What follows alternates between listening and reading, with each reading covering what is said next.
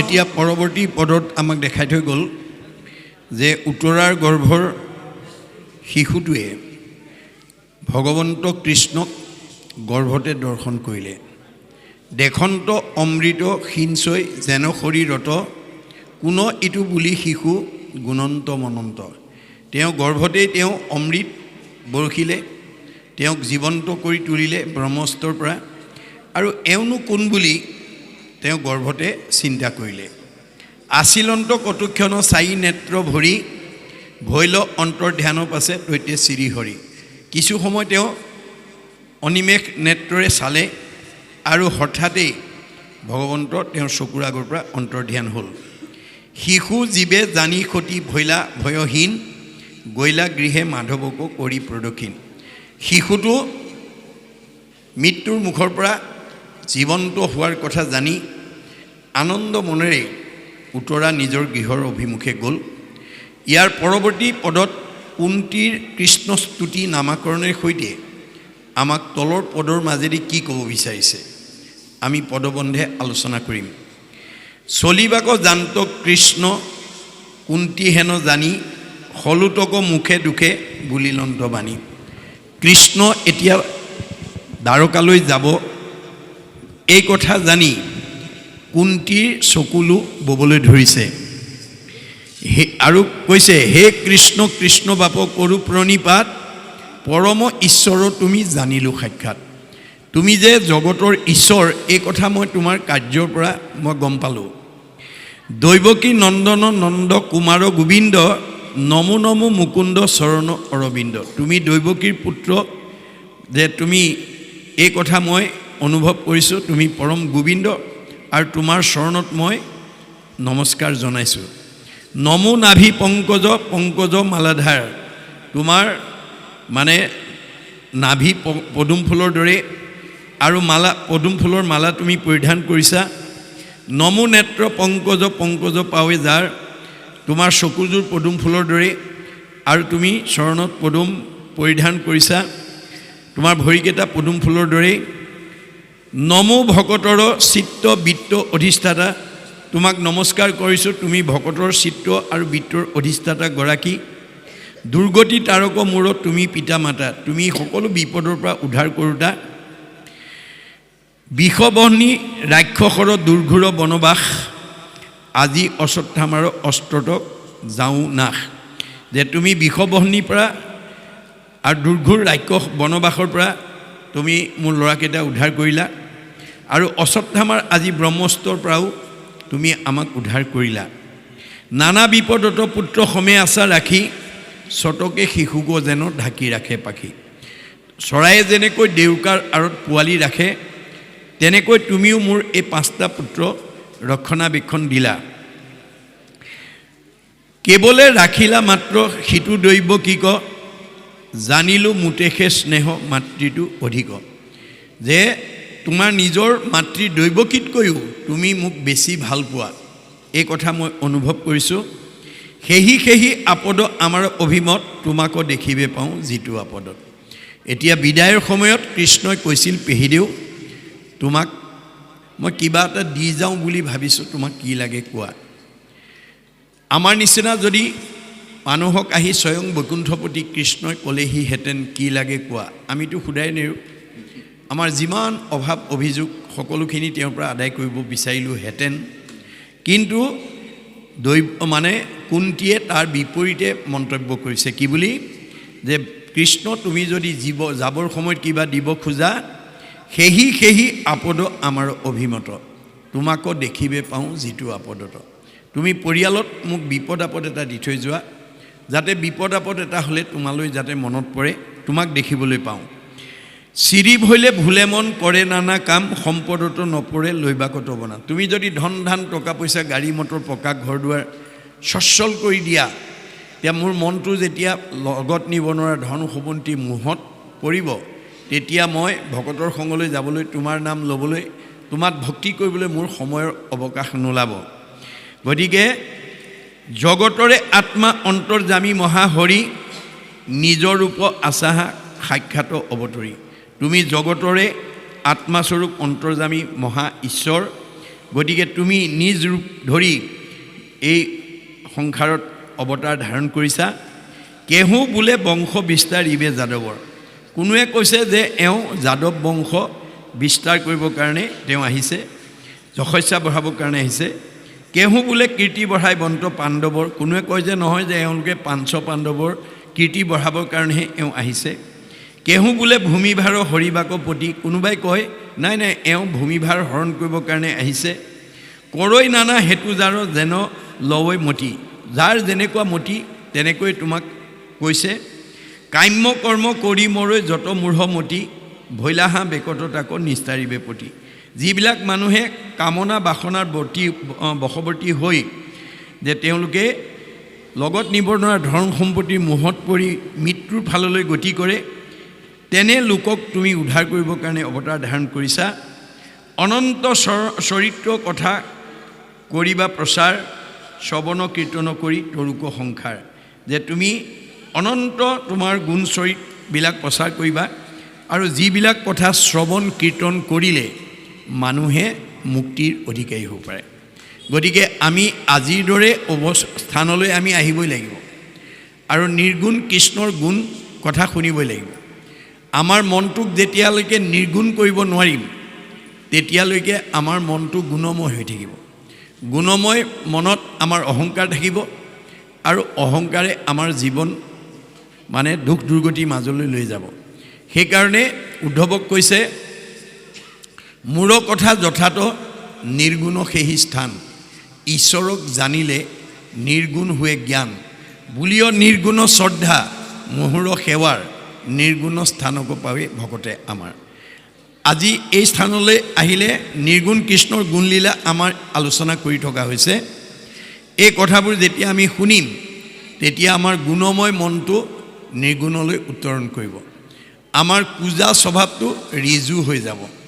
গতিকে আমাৰ ভাগৱতত দেখুৱাইছে যে কংসৰ কপালত চন্দন পিন্ধোৱা কুজিজনী তিনিটা কুজ বুলি কৈছে, মানে হৈৰিন্ধিৰ কুজ কেইটা? তিনিটা। এতিয়া আমি সেই কাহিনীটো পঢ়ি সিমানতে সীমাবদ্ধ কৰিলে নহ'ব, আমি নিজকো চিন্তা কৰি চাব লাগিব যে আমিও কুজিয়ে হৈ আছোঁ নেকি বাৰু? আমিও কংসৰ কপালতেই চন্দন পিন্ধাই আছোঁ নেকি বাৰু? কংসৰ কপালত যিদিনালৈকে কুজিয়ে চন্দনৰ ফুট দিছিল, তেতিয়ালৈকে তেওঁ কুজা হৈছিল। এতিয়া কংস হৈছে কি? অজ্ঞানতাৰ প্ৰতীক, অভিমানৰ প্ৰতীক, যাৰ কাৰণে নাৰদে তেওঁক সোণ হেৰ অজ্ঞানী কংস বুলি সম্বোধন কৰিছিল। এতিয়া বাহ্যিকত কংসক অজ্ঞানীৰ প্ৰতীক ৰূপে দেখাইছে, কিন্তু আধ্যাত্মিক দিশত আমিও কংসৰ দৰে অজ্ঞানী হৈ আছোঁ নেকি বাৰু?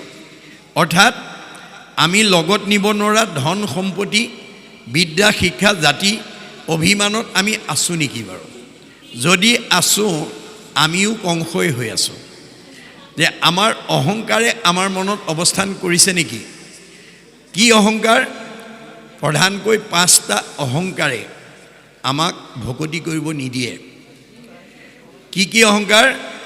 জাতি বিদ্যা মহতঞ্চ ৰূপ যৌৱনম এ বচ যত তৎ স্তুতি বৰ্ধেত পঞ্চতৈ ভক্তি কন্তকঃ। আমি এই 5টা ভাৱক যদি প্ৰাধান্য দিওঁ, মই বান্দৰমাৰী গাঁৱৰ উচ্চ জাতিৰ মানুহ এইবুলি যদি জাতিক লৈ কোনোবাই গৰ্ব কৰে, তেওঁ আজিৰ দৰে অনুষ্ঠানত আহি সাধাৰণ মানুহৰ লগত বহি ভক্তি কৰিব নোৱাৰে। বিদ্যা, মই বান্দৰমাৰী গাঁওখনত মোতকৈ পুথিগত ডিগ্ৰী আনৰ কাৰো নাই, এইবুলি পুথিগত ডিগ্ৰীক লৈ যদি অভিমান কৰোঁ, তেতিয়া আমি আজিৰ দৰে সাধাৰণ মানুহৰ লগত বহি ভক্তি কৰিব নোৱাৰোঁ। মহতঞ্চ, মই গাঁওখনৰ ভিতৰত মই সকলোতকৈ ধনী মানুহ, এইবুলি লগত নিব নোৱাৰা ধন সম্পত্তিক লৈ যদি কোনোবাই গৰ্ব কৰে, তেওঁ সাধাৰণ মানুহৰ লগত বহি ভক্তি কৰিব নোৱাৰে। ৰূপ, আমাৰ কিছুমান মানুহ বগা চগা ধুনীয়া হ'লে ক'লা মানুহৰ ফালে নাচায়, মাতিবলৈ ইচ্ছা নকৰে। সেইটো স্বভাৱ আছে যদি এৰিব। কাৰণ আপুনি বান্দৰমাৰী গাঁৱত এজনী ধুনীয়া বগা চগা ছোৱালী, এজন ধুনীয়া ডেকা ল'ৰা, এজনী বোৱাৰী এজনী মহিলা বা এগৰাকী পুৰুষ হিচাপে বসবাস কৰিবৰ কাৰণে আমাৰ পূৰ্ব জন্মতেই ভগৱানৰ ওচৰত সাধনা কৰি অহা হৈছিল সাধনাৰ অনুকূলে আপোনাক এই জন্মত আনতকৈ অলপ সুন্দৰ কৰি জন্ম দিছে গতিকে আমাৰ ভাগৱতৰ দৰ্শনৰ কথা নাজানি আমি যদি ভগৱন্তৰ প্ৰদত্ত ৰূপ যৌৱনক লৈ যদি অভিমান কৰোঁ তেতিয়াহ'লে সুন্দৰক বান্দৰ কৰিবলৈ ভগৱন্তৰ বেছি সময় নালাগে ধনী মানুহ দুখীয়া কৰিবলৈ ভগৱানৰ বেছি সময় নালাগে নিৰোগী মানুহক ৰোগগ্ৰস্ত কৰি হস্পিটেললৈ পঠাবলৈ ভগৱানৰ বেছি সময় নালাগে সেইকাৰণে আমাৰ ভাগৱত শুনি এইবিলাকৰ পৰা যাতে আমি উদ্ধাৰ হ'ব পাৰোঁ জাতি বিদ্যা মহতঞ্চ ৰূপ যৌৱনম এই বছ যত তৎ স্তুতি বৰ্ধেত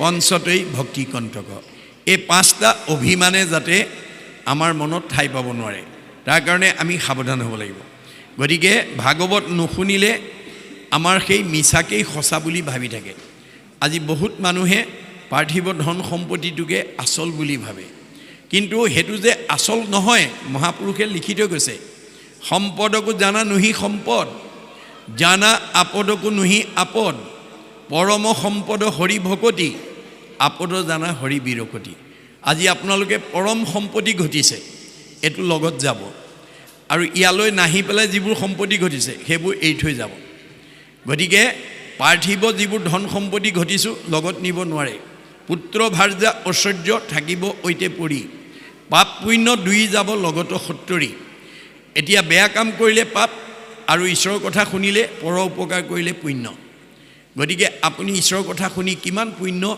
যোগ কৰিছে আপোনাৰ ওপৰত নিৰ্ভৰ কৰিব এই যুগ নীতিটোকে কপিলে আহি মাকক কৈছিলে কপিল স্বৰূপ আৰু ভৈলা অৱতাৰ লুপ্ত ভৈল জ্ঞান তাক কৰিলা প্ৰচাৰ তোমাৰ প্ৰসাদে যুগ জানি দেব হুতি তোমাৰ চৰণ চিন্তি লভিলা মুকুতি যেতিয়া আমাৰ প্ৰকৃত জ্ঞান ঐশ্বৰিক জ্ঞান সৎ জ্ঞান যেতিয়া অভাৱ হয় তেতিয়াই ভগৱন্ত আকৌ আবিৰ্ভাৱ হয় গতিকে কপিল অৱতাৰ হৈ তেওঁ মানে যুগ নীতি শিকালে কি যুগ নীতি কৰ্মসু কৌশলম যুগ যিটো কৌশল অৱলম্বন কৰিলে আত্মাই পৰমাত্মাৰ লগত সংযোগ স্থাপন কৰে এটোৱে হৈছে যুগ আজি আমি সকলোৱে ইমান সময় হয়তো কোনো লোকে বিচনাত শুই থাকিলেহেঁতেন আজি নিমন্ত্ৰণ পাই সব এৰি থৈ গুচি আহিলে অৰ্থাৎ শাৰীৰিক সুখ ত্যাগ কৰি আপুনি আধ্যাত্মিক জ্ঞান বা আধ্যাত্মিক সম্পদ গতি আছে এটো হৈছে পৰকালৰ সম্পদ এটো আমাৰ লগত যাব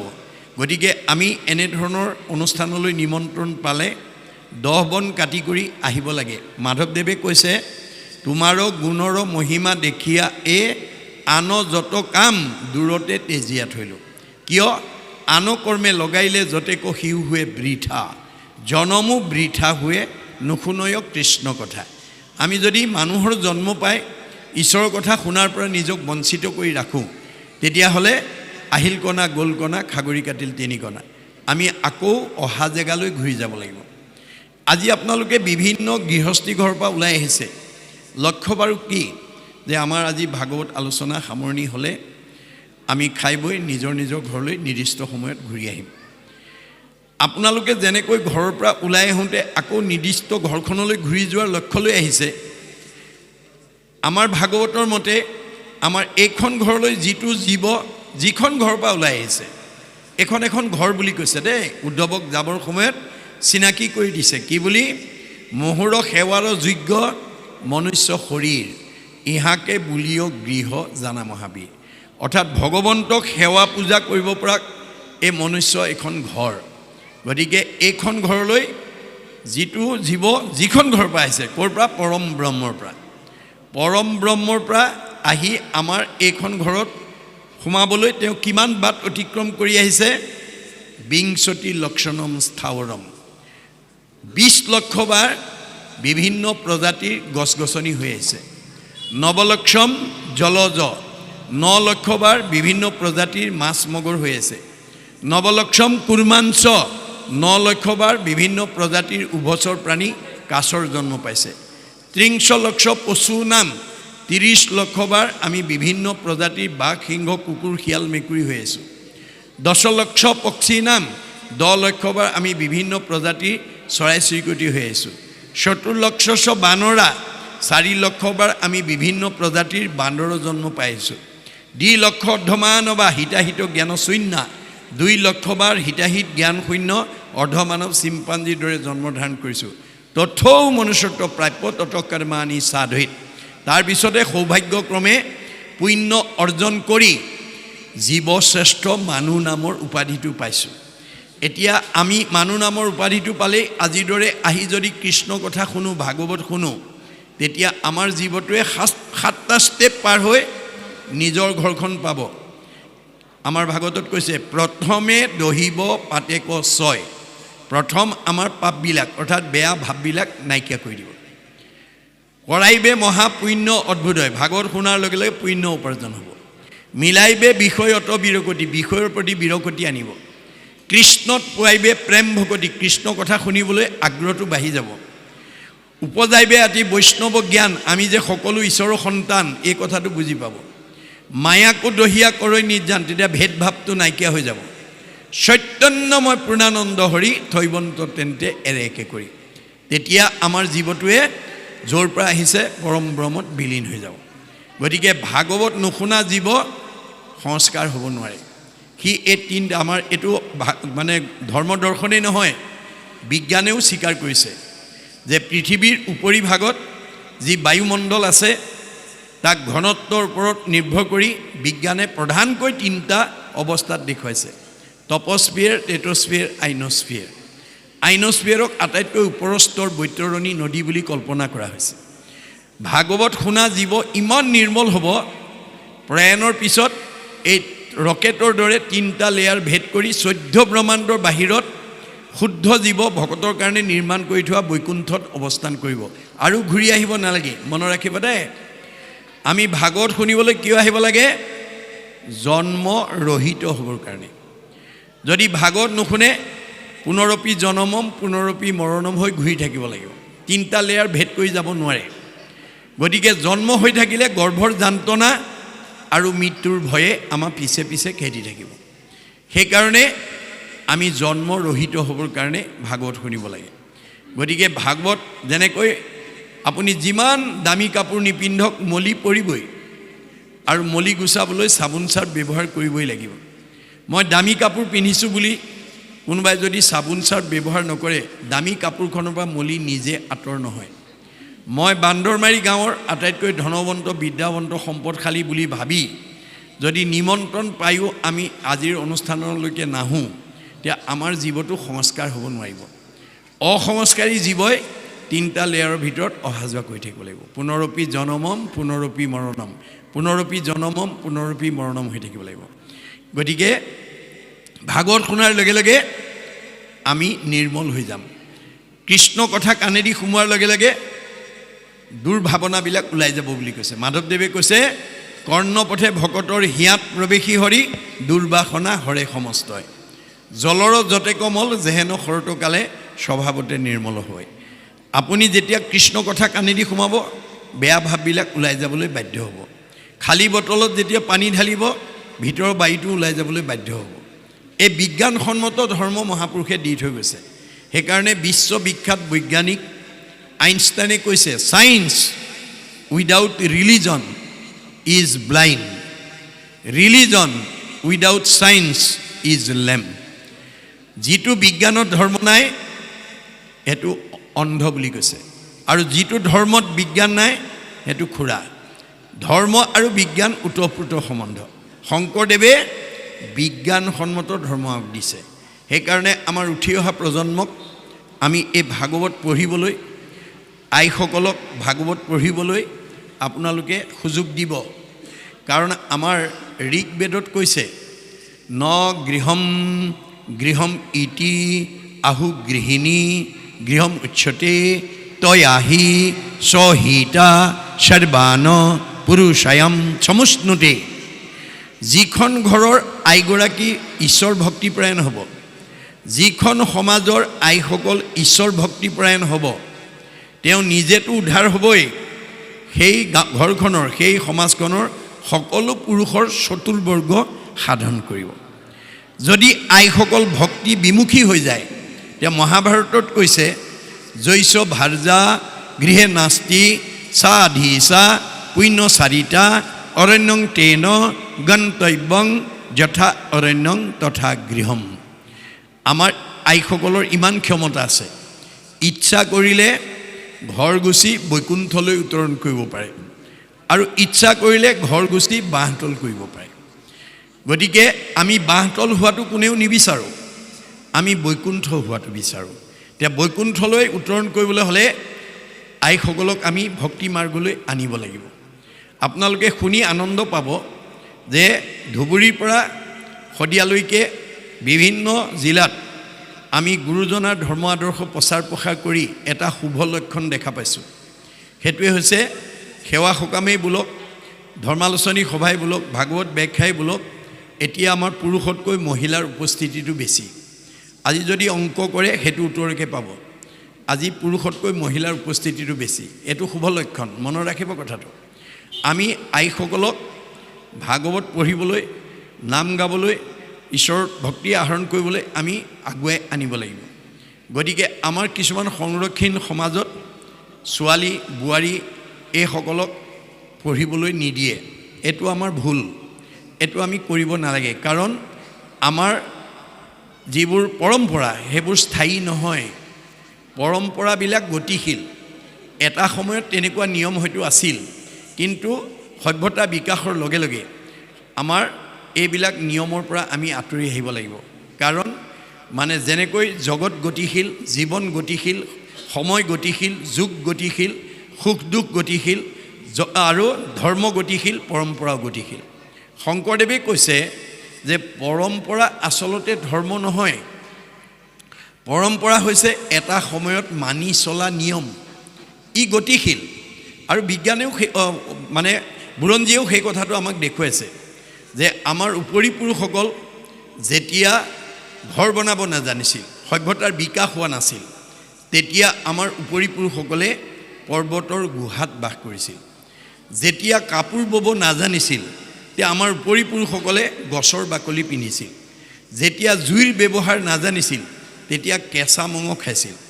যেতিয়া পানী ফিল্টাৰ নাছিল তেতিয়া পুখুৰী নদীৰ পানী খাইছিল। আজি খাব নেকি বাৰু? নাখায়। কাৰণ সভ্যতা বিকাশশীল, সময় গতিশীল, জীৱন গতিশীল, যুগ গতিশীল, নিয়ম পৰম্পৰাও গতিশীল।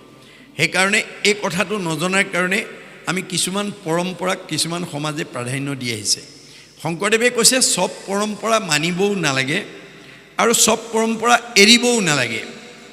যিবোৰ পৰম্পৰাত বাস্তৱতা আছে, যিবোৰ পৰম্পৰাত শাস্ত্ৰসন্মত দিশ আছে, যিবোৰ পৰম্পৰাত দৰ্শন আছে আৰু যিবোৰ পৰম্পৰাত বিজ্ঞান আছে, সেইবোৰ শাশ্বত পৰম্পৰা। সি পৃথিৱী থকালৈকে, মানুহ জাতি থকালৈকে সেই পৰম্পৰা আমি মানি চলিব লাগিব। কিন্তু যিবিলাক পৰম্পৰাত একেটা নাই, এইবিলাক পৰম্পৰা আমি এৰিব লাগিব। সেইকাৰণে ভাগৱতত কৈছে কটু মন্দমতি শাস্ত্ৰ নকৰৈ বিচাৰ, কৰৈ কৰ্ম ধৰ্ম পূৰ্ব পুৰুষ আচাৰ। আজি আমাৰ সমাজত বহুত মানুহে শাস্ত্ৰ বিচাৰ নকৰে, কেৱল মাত্ৰ পূৰ্ব পৰম্পৰাকে প্ৰাধান্য দি ধৰ্ম আচৰণ কৰি আছে। গতিকে কি বুলি কয়, এই আমাৰ পূৰ্বপুৰুষৰ পৰা আমি এনেকৈ চলি আছোঁ আৰু সেইটো আচলতে শুদ্ধ নহয়। কাৰণ পৰম্পৰাবিলাক স্থায়ী নহয়, পৰম্পৰাবিলাক গতিশীল। ই জগত মানে সময়ৰ পৰিৱৰ্তনৰ লগে লগে, যুগৰ পৰিৱৰ্তনৰ লগে লগে, যাৰ কাৰণে মাধৱদেৱে বিশ্ববাসীক উদ্দেশ্যি এই কথাটো কৰি থৈ গৈছে, প্ৰাৰ্থনাৰে কৈছে, মিনতি বচন বোলো সৰ্বজন, শুনিও শাস্ত্ৰৰ মৰ্ম, আপোন কুশল চোৱা যেবে তেবে, নেৰিবাহা যুগ ধৰ্ম। হে জীৱশ্ৰেষ্ঠ মানুহ, তোমালোকে যদি নিজৰ কুশল মংগল চিন্তা কৰা, যুগ ধৰ্ম নেৰিবা। কি যুগ ধৰ্ম? সত্য যুগে ধ্যান, ত্ৰেতা যুগে যজ্ঞ, দ্বাপৰ যুগত পূজা, কলিত শৰীৰ কীৰ্তন বিনাই আওৰ নাহিকে দুজা। গতিকে আমাৰ যুগ ধৰ্ম নিৰ্ণয় কৰিছে সত্যত ধ্যান, ত্ৰেতাত যজ্ঞ, দ্বাপৰত পূজা, কলিত কেৱল হৰি নাম। গতিকে আমাৰ কলি মানুহ হৈ পেলাই যদি আমি ত্ৰেতা দ্বাপৰৰ যদি মানে ধৰ্ম আচৰণ কৰোঁ, এই 28,000 ঋষিৰ নিচিনা হ'ব, আমাৰ ব্যাসৰ নিচিনা গতি হ'ব। ব্যাসক ভগৱন্তই বিদগ্ধ পণ্ডিত, বেদজ্ঞ শাস্ত্ৰজ্ঞ টীকালজ্ঞ, যিজনে 4 বেদ 14 শাস্ত্ৰ 18 পুৰাণ ৰচনা কৰি বিভাগী ধৰ্মজ্ঞান জগতলৈ বিলাই দিয়াৰ পিছতো তেওঁ অসন্তুষ্ট অৱস্থাত থাকিব লগা হৈছিল। দিনে কপূৰ্বতে পৰা সৰস্বত ঋষি বদৰিকা শ্ৰমত আচন্ত ব্যাস বহি কেনেকৈ আছে উগুল থুগুল মন নাহি সুখ শান্তি নপান্ত উপায় একো মনে গুণী গান্থি উগুল থুগুল মন এটা লৈ আছে ভাবি চিন্তি উত্তৰ বিচাৰি পোৱা নাই কেনেকৈ আছে অধু মুখে আছে বহি হুয়া নি শব্দ সেই বেলা তেতিয়া সি মিলিল নাৰদ তললৈ মূৰ কৰি মন মাৰি বহি আছে ভগৱানে নাৰদক পঠাই দিছে যোৱা মোৰ ভকত বিপদত পৰিছে আঙুলিয়াই দিয়া ক'ত ভুল হৈছে হাতে বিনা যন্ত্ৰ মুখে নামৰ নাম হৃদয়ত কৃষ্ণমূৰ্তি স্ফূৰ্তি অবিশ্ৰাম নাৰায়ণ নাৰায়ণ আহি গ'ল আহাৰ লগে লগে ব্যাস সচকিত হৈ গ'ল নাৰদৰ আনন্দ মূৰ্তি দেখি সচকিত আহা আহা ব্যাস মানে নাৰদ বুলি মানে পাদ্য অৰ্ঘ্য আচমনি লৈ আসনত বহুৱাই উদ্দেশ্য ব্যাখ্যা কৰিছে গতিকে পাদ্য অৰ্ঘ্য দুটা শব্দ প্ৰয়োগ কৰিছে পাদ্য মানে ভৰি ধোৱা পানী অৰ্ঘ্য মানে মুখ ধোৱা পানী আমাৰ বেদৰ মতে আমাৰ ভকতক ভৰি ধোৱা পানী টিঙৰ পৰাই মুখ ধুবলৈ দিব নালাগে মুখ ধোৱা পানীৰ পাত্ৰ এটা বেলেগ কৰি ৰাখিব লাগে এইটো বেদৰ নিয়ম গতিকে আচমনি কৰি যেতিয়া উদ্দেশ্য ব্যাখ্যা কৰিলে তেতিয়া নাৰদে ক'লে মই উদ্দেশ্য ব্যাখ্যা কৰাৰ আগতে তুমি কোৱা তোমাক ভগৱন্তই বিদগ্ধ পণ্ডিত বেদজ্ঞ শাস্ত্ৰজ্ঞ টিকালজ্ঞ কৰি তোমাক পঠাইছিলে তৎসত্ত্বেও তুমি কিয় এনেকৈ মন মাৰি থাকিব লগা হৈছে মোক কোৱা তেতিয়া ব্যাসে ক'লে হে দেৱঋষি মই নিজেই নাজানো মোৰ ক'ত ভুল হৈ গ'ল তুমি অৱতাৰী পুৰুষ হিচাপে বিদগ্ধ পণ্ডিত হিচাপে মোক আঙুলিয়াই দিয়া এই ক্ষেত্ৰত ব্যাসে দাস্যত্ব ভাৱ প্ৰদৰ্শন কৰিছে তেওঁ নিজেও 24 অৱতাৰ অন্যতম অৱতাৰী কিন্তু মান্যতা নাৰদক দিছে আৰু তেওঁক নাৰদক আঙুলিয়াই দিবলৈ কোৱাত নাৰদে তেতিয়া ভুলটো দেখুৱাই দিছে কি বুলি নাৰদ বদতি শুনা মহামুনি ব্যাস তুমি সে কৰিলা হবে জগতকে নাশ যে তুমি জগতক বিপদহে পৰিচালিত কৰিলা কিয় নিৰন্তৰে পশুৰ লোৱাইলা তুমি প্ৰাণ নাহি মন্দ কৰ্ম আৰু ইহাৰ সমান তুমি সদায় পশু বলি দি ধৰ্ম আচৰণ কৰিবলৈ দিলা ইয়াতকৈ আৰু বেয়া কাম নাই গৰিহিত কৰ্মকো কহিলা ধৰ্ম বুলি তোমাৰো বচনে লোক নাহিল হুমলি তুমি এই যুগৰ বিদগ্ধ পণ্ডিত তুমি কোৱা কথাটো সবে সঁচা বুলি মানি ল'লে তুমি বেয়া কামো ভাল বুলি ক'লা ইয়াতকৈ আৰু মন্দ কৰ্ম নাই আৰু কি কৰিলা আকস্মিকে লোকক শিকাইলা হিংসা ধৰ্ম নুবুজিলা তুমিও বেদৰ তত্ত্ব মৰ্ম তুমি 4 বেদ 14 শাস্ত্ৰ 18 পুৰাণ ৰচনা কৰি তুমি বিভাগী ধৰ্মজ্ঞান জগতৰ লোকলৈ বিলাই দিলা সঁচা তুমি বেদৰ তত্ত্বটোকে বুজি নাপালা বেদে কি কৈছিল যত দেখা ভূত প্ৰাণী সবাহাকে বিষ্ণু মানি হিংসা এৰি কৰা উপকাৰ মই সবতে আছো দেই আত্মাৰূপে পাৰিলে কাৰোবাক উপকাৰ কৰিবা কাকো হিংসা নকৰিবা তুমি কিন্তু হিংসা ধৰ্ম শিকাই দিলা মানুহবিলাক স্বভাৱে